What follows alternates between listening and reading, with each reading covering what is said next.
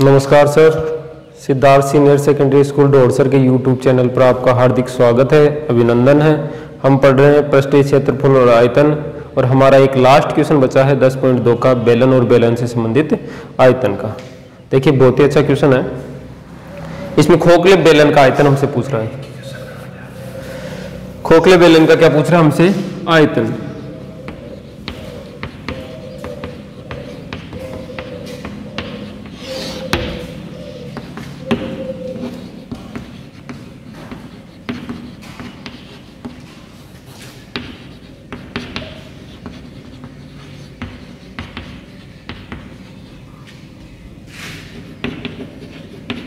यह हमारा टॉपिक है। क्या? बेलन का पृष्ठीय क्षेत्रफल व आयतन। खोखला बेलन क्या है वो समझते हैं आप? क्या होता है देखो देखिए।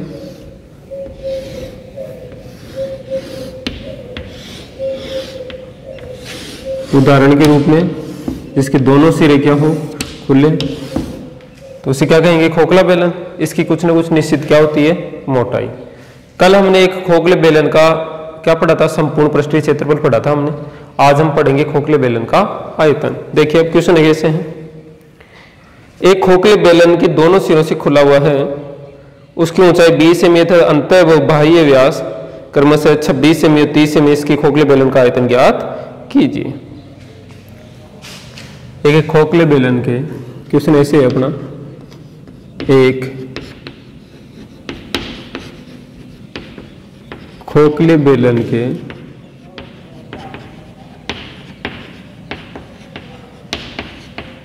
दोनों सिरे खुले हुए हैं,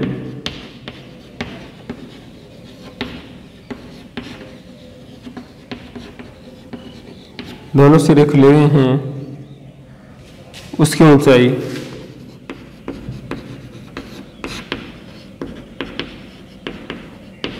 उसकी ऊंचाई 20 सेमी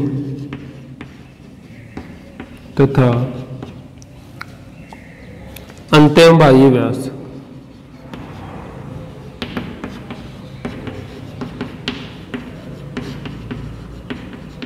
अंत्य व बाह्य व्यास क्रमशः अंत्य व बाह्य व्यास क्रमशः 26 सेमी व 30 सेमी है। इस खोखले बेलन का आयतन ज्ञात कीजिए। इस खोखले बेलन का आयतन ज्ञात कीजिए। देखिए कैसे होगा क्वेश्चन, यहां देख लीजिए आप। क्या दे रखा है हमें? इस खोखले बेलन के दोनों सिरे खुले हैं, यानी दोनों सिरे क्या हैं? खुले हुए हैं। इसकी ऊंचाई दे रखी है हमें, ये h, वो कितनी दे रखी है हमें? 20 सेंटीमीटर। फिर और क्या दे रखा है हमें? अंत्य व बाह्य व्यास दे रखा है, ध्यान रखना, यानी कि ये से यहां से लेकर यहां तक का, और एक पूरा ये यहां से यहां तक का। जो अंत्य व्यास है वो दे रखा है 26 सेमी, और ये दे रखा है 30। तो अब देखिए बड़ी आर है, यानी कि बाहर तक की जो त्रिज्या है ये 30 है, तो इसकी आधी कितनी हो जाएगी? ये यार 15 से। और जो आंतरिक आर है वो कितनी हो जाएगी? 13 से।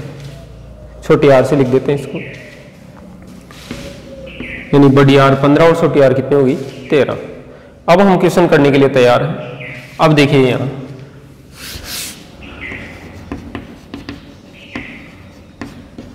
बेलन की बाह्य त्रिज्या आर बराबर तो हो गई कितनी?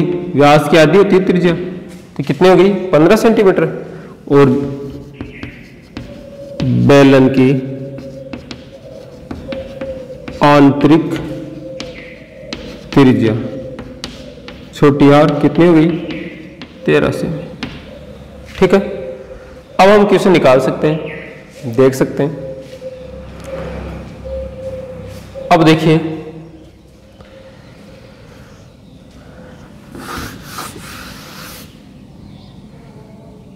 आयतन निकालना है हमें। क्या निकालना है? आयतन।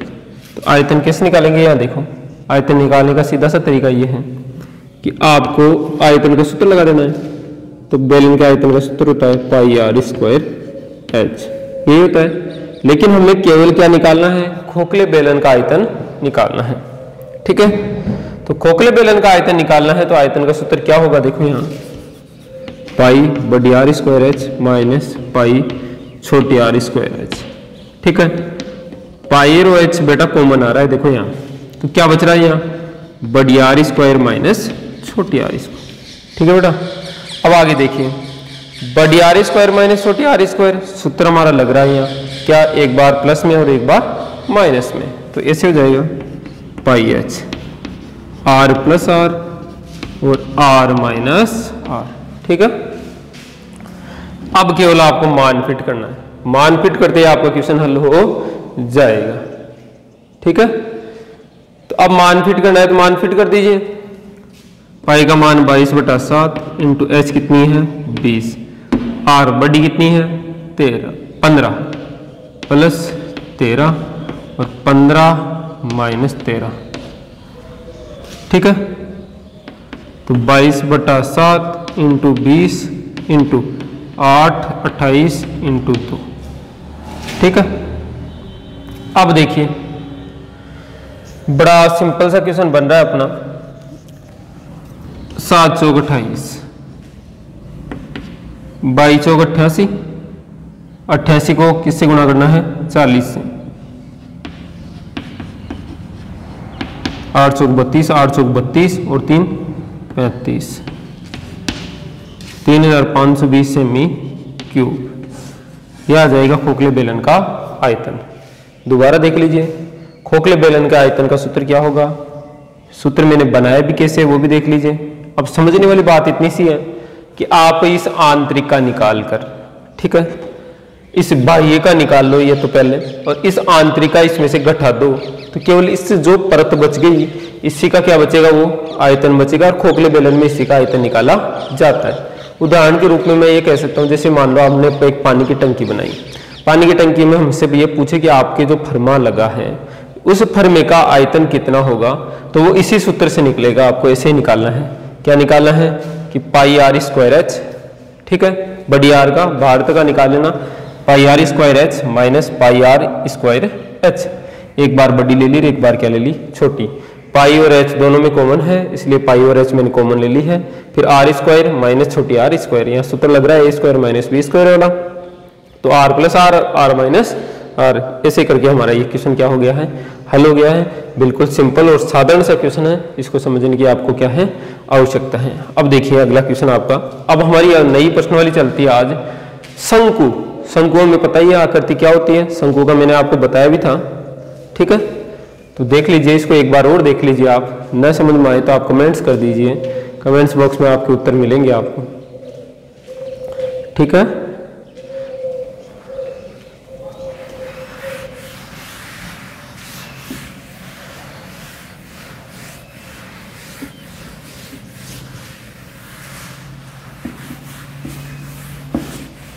अब हमारी आज नई प्रश्नावली चलती है, वो चलती शंकु। शंकु कैसी होती है आकृति वो आपको पता है, वापिस याद दिला देता हूं आपको। शंकु हो गया, इसमें मैंने ये बताई थी, इसको बोलते हैं एल, तिर्यक ऊंचाई। ये होती है एच, ये होती है इसकी आर, त्रिज्या, आधार की त्रिज्या। ठीक है, ये नीचे वाला जो पृष्ठ है वो कैसा होता है? वर्ताकार होता है। ये किस स्वयं क्या है? शंकु है। फिर इसके मैंने सूत्र बताए थे आपको कि शंकु का वक्र पृष्ठ, वक्र पृष्ठ ये क्षेत्रफल, तो वक्र पृष्ठ ये क्षेत्रफल का सूत्र मैंने क्या बताया था आपको याद हो तो? पाई आर एल। ठीक है, एक था आयतन, आयतन क्या था? 1/3 पाई आर स्क्वायर एच। कहने का मतलब इतना है कि बेलन के आयतन का कितना होता है? 1/3। ठीक है, फिर दूसरा क्या था अपना? शंकु आ गया था, फिर शंकु वो आयतन आ गया, आयतन के बाद में एक है संपूर्ण पृष्ठीय क्षेत्रफल।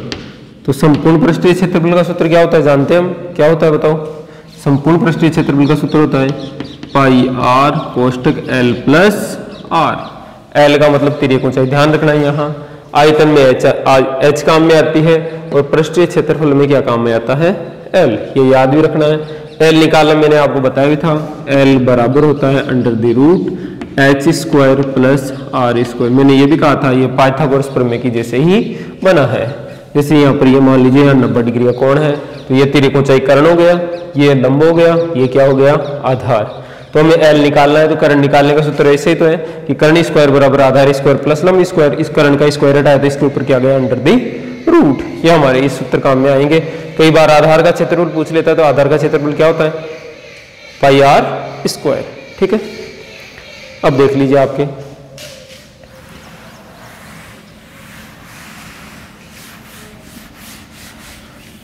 अपना पहला क्वेश्चन ऐसे है,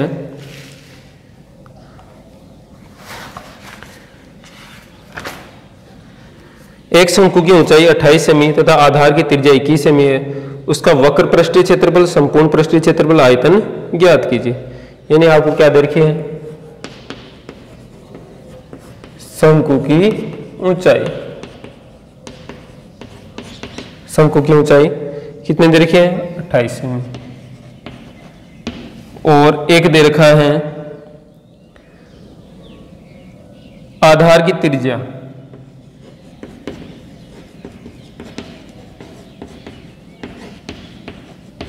आधार की त्रिज्या कितनी दे रखी है आपको, 21 सेमी। ठीक है, क्या ज्ञात करवा रहा है, वक्र पृष्ठ, संपूर्ण पृष्ठीय क्षेत्रफल, आयतन, तीनों ही चीज पूछ ली एक ही क्वेश्चन में, तीनों चीज। हमारा पूरा का पूरा टॉपिक क्लियर हो जाएगा इसी से।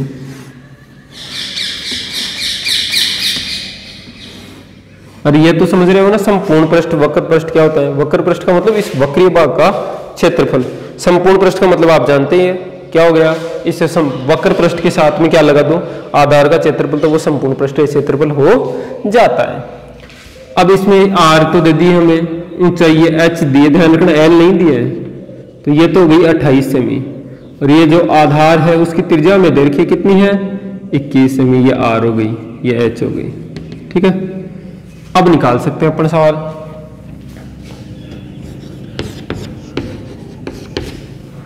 अब अपन क्वेश्चन निकालने के लिए क्या है, तैयार हैं।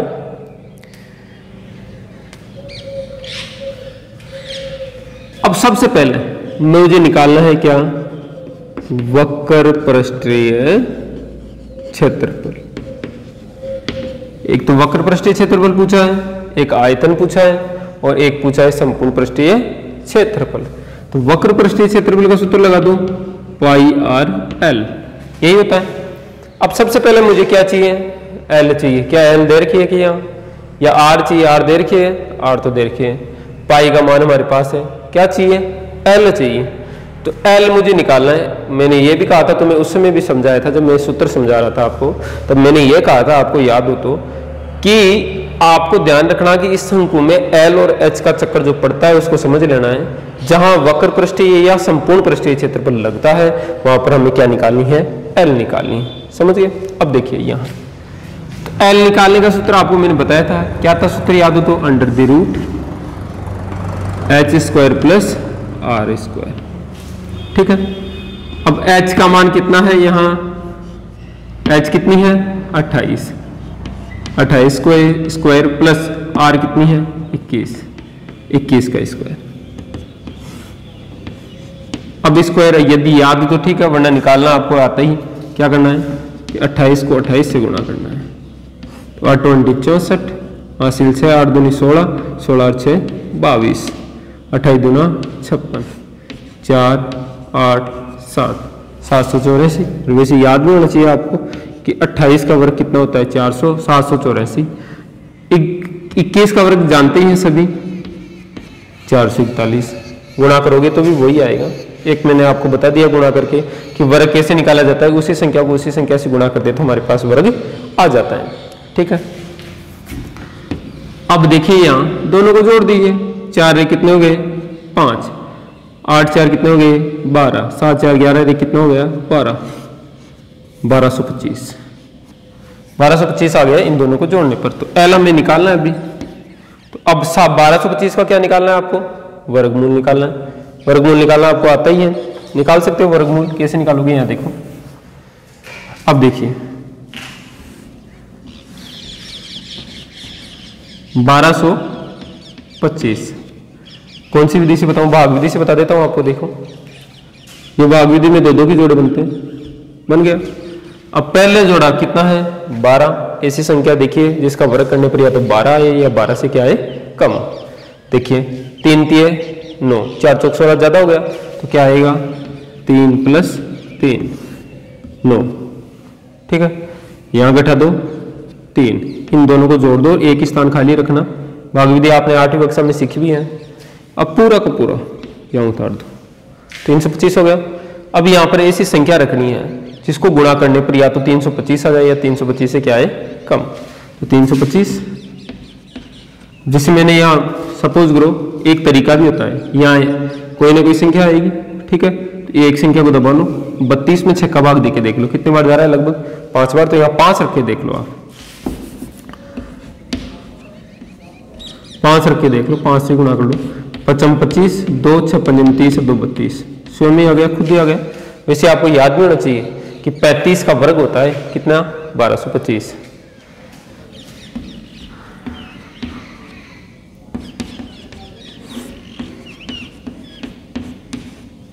ये आ गया 35, यानी इसका वर्गमूल, यानी आपके पास तिर्यक ऊंचाई आ चुकी है। कितनी आ गई है? 35 आ गई। अब आपको क्या निकालना है? वक्र पृष्ठीय क्षेत्रफल निकालना है या ज्ञात करना है। कर सकते हैं अपन, देखिए कैसे करोगे अब।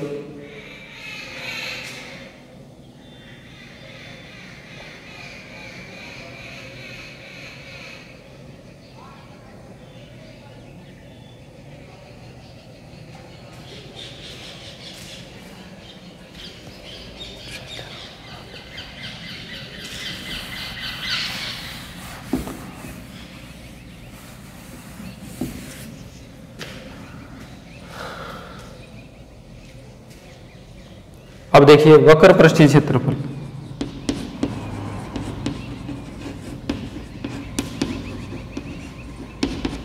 वक्र पृष्ठीय क्षेत्रफल।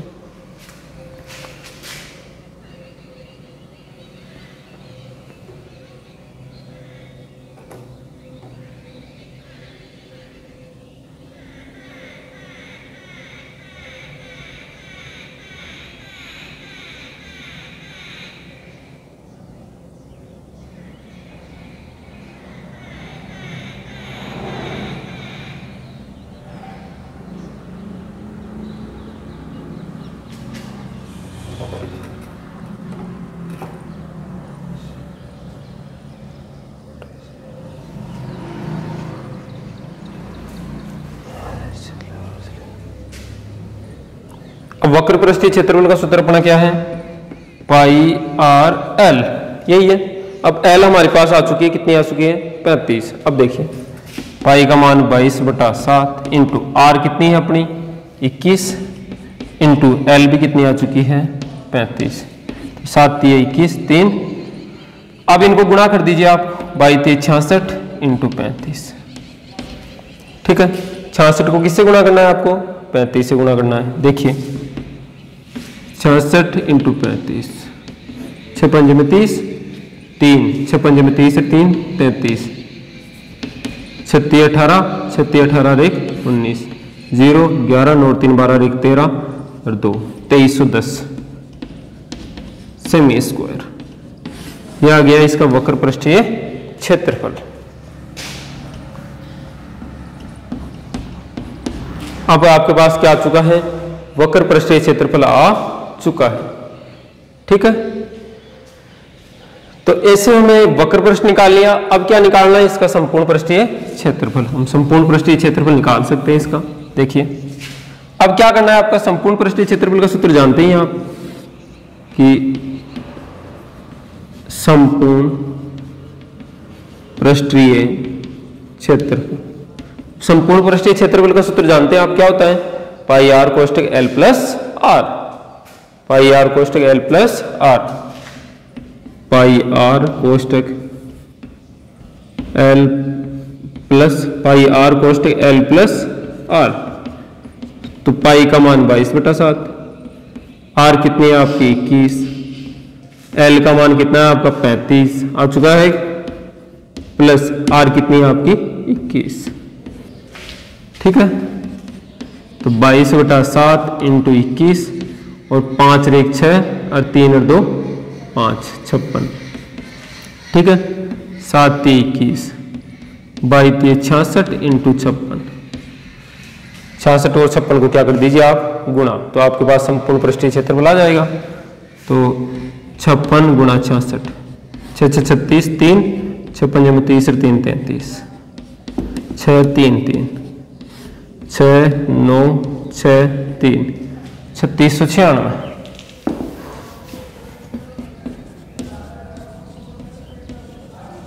Semi square, 3696 semi square.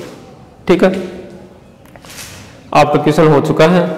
केवल अब हमें इसमें से क्या निकालना है, आयतन। तो इसको आप नोट कर लीजिए, फिर मैं आपको क्या समझा देता हूं, आयतन। फिर दोबारा देख लीजिए, मैं बता देता हूं आपको। ध्यान रखने वाली बात क्या है कि जब संपूर्ण पृष्ठीय क्षेत्रफल और आयतन, जब संपूर्ण पृष्ठीय क्षेत्रफल या वक्र पृष्ठीय क्षेत्रफल निकालना हो तो हमें एल चाहिए। यदि आयतन निकालना हो तो हमें क्या चाहिए, एच चाहिए। ये ध्यान रखने वाली बात है। यह आपकी बात समझ में आ जाती है तो आप इन क्वेश्चनों को हल कर सकते हैं।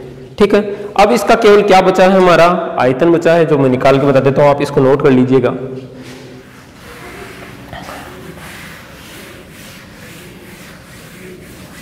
यदि मेरे से केवल आयतन ही पूछता है, यहां एच दी हुई है, तो यहां मुझे कोई निकालने में दिक्कत नहीं होगी, क्योंकि यह ऊंचाई कितनी देर की हमें 28 देर की, यानी इसकी ऊंचाई कितनी देर की हमें शंकु की 28 सेमी, और त्रिज्या देर की इसकी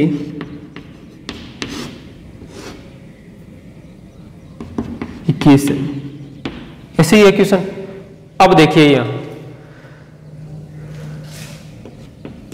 अब निकाल लेते हैं अपन कि शंकु का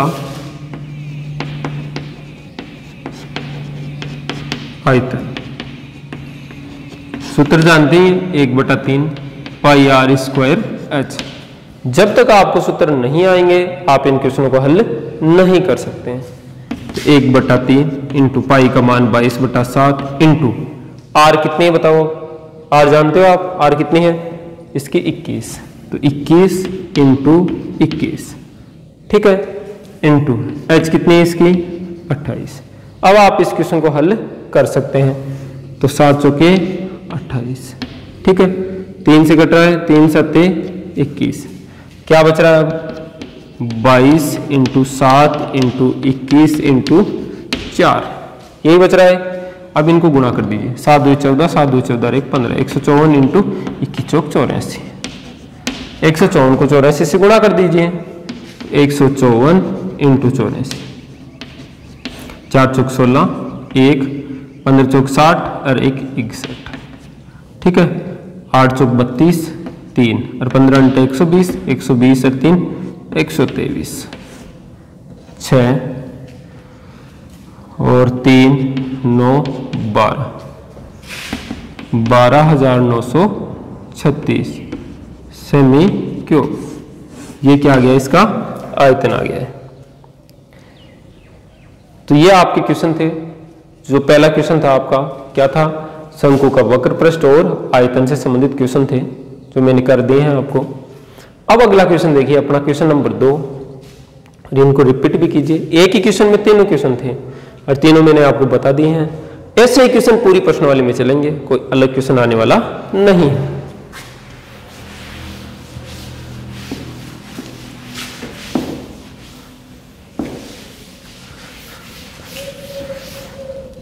अगला क्वेश्चन ऐसे है, क्वेश्चन नंबर 2, एक लंबवर्तीय शंकु का आयतन 1232 सेमी क्यूब है तथा उसकी ऊंचाई 24 सेमी। शंकु की तिरछी ऊंचाई ज्ञात कीजिए।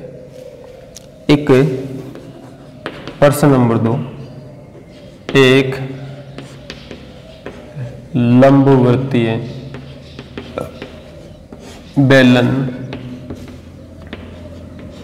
एक लंबवर्तीय बेलन, लंबवर्तीय शंकु, सॉरी, एक लंबवर्तीय शंकु का आयतन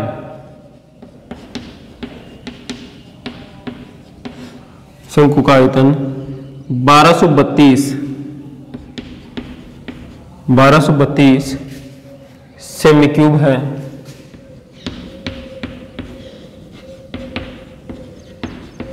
सेमी क्यूब है तथा उसकी ऊंचाई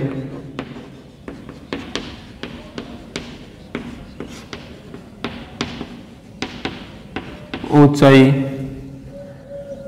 24 सेमी है।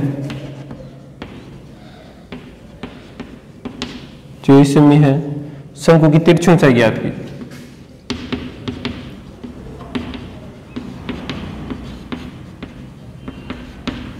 तिरछी